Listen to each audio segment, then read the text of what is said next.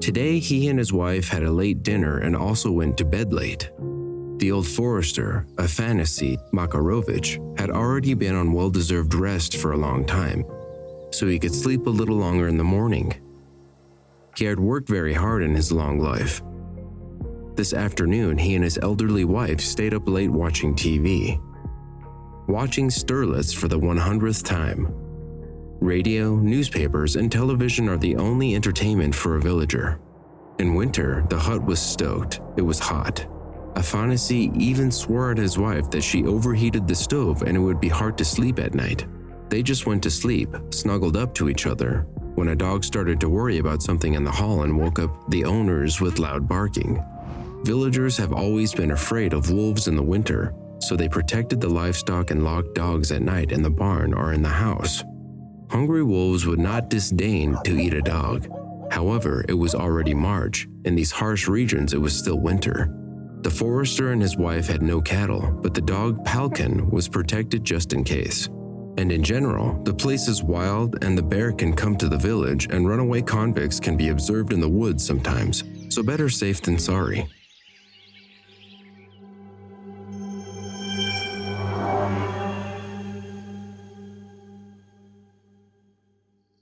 Stay in bed, Afanasy told his wife. I'll go and check what's going on. He put his feet into boots, threw his coat over his shoulders, took his hunting gun off the hook, and went out into the hall. Perhaps spring calls the dog to play and party, thought the old forester when he saw how the dog twists and turns and can't stand still for a second. Why are you so excited, Palkin?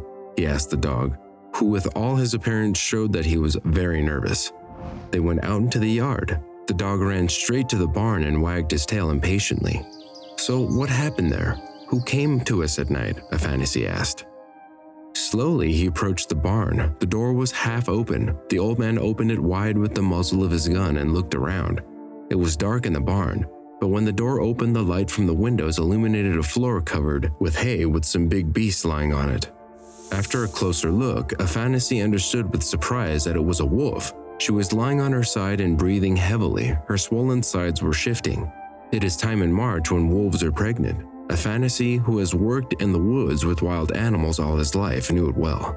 She-wolf, in the meantime, did not show any signs of alarm or fear. Apparently, desperate need forced the predator to seek help from the human, the forester thought. He stepped closer and saw that the wolf was wounded.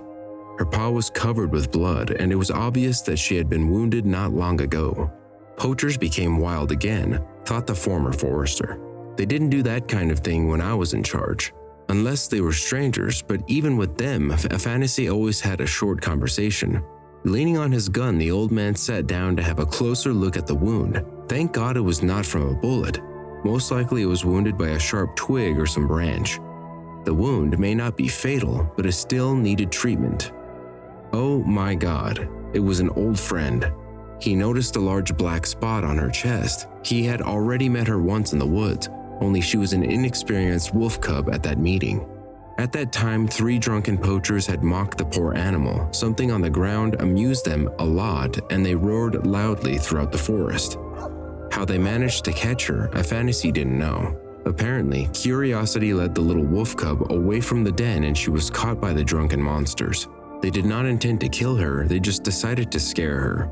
He came closer. Clearly, they were not local, they were poachers, and their car was nearby. What is going on here? The forester raised his voice.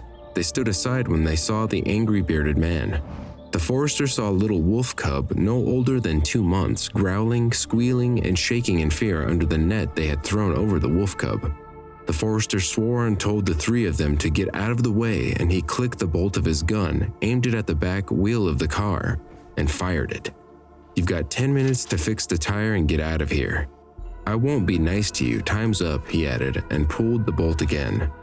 Cursing everything in the world, the men considered it a good idea to leave, and indeed 10 minutes later they left.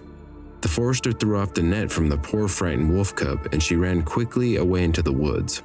It was a long time ago, about 10 years ago, and now they met again. From a small frightened animal, the wolf cub turned into a beautiful wolf.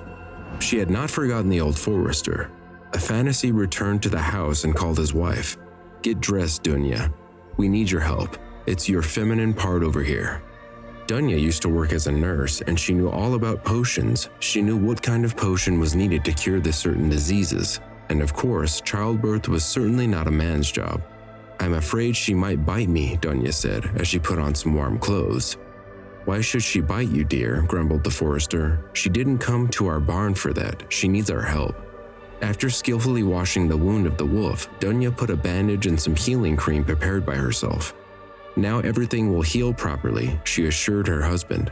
"And what about the birth?" "Oh, you silly man," she told her husband. "The birth will start on its own, on time. I hope my help will not be needed here. Nature will do everything itself, so let's leave her alone. She needs some rest." The forest guest had settled in by morning and was feeling much better. In the morning, Dunya went to the village to get milk for the wolf.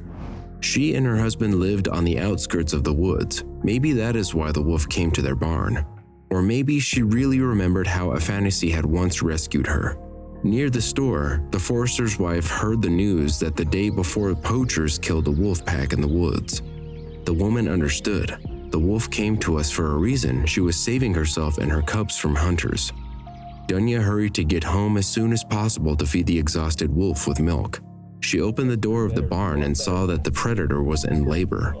One cub was already crawling under the mother's belly. Convinced that the wolf copes with its natural function by herself, Dunya left the bowl with milk and went into the house. The labor was hard, exhausting the she-wolf. But it is not easy for anyone, thought Dunya. It is difficult for all women to give birth. The wolf gave birth to 4 healthy little wolves. And when the woman saw the little gray wolves who were crawling around, tears came to her eyes. The she-wolf lay on her side, exhausted by the events of last night.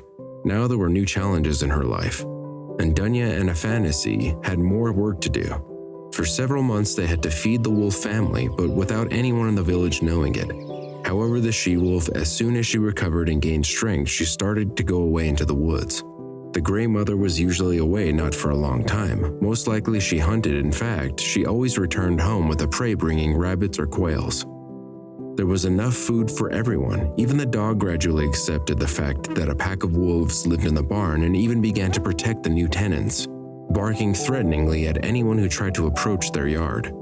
Some time passed, and when the snow melted, the wolf left the old barn and took her pack with her. But she did not forget her rescuers, and often a fantasy found the doorstep of the house a prey, a part of a roe deer or a wild boar.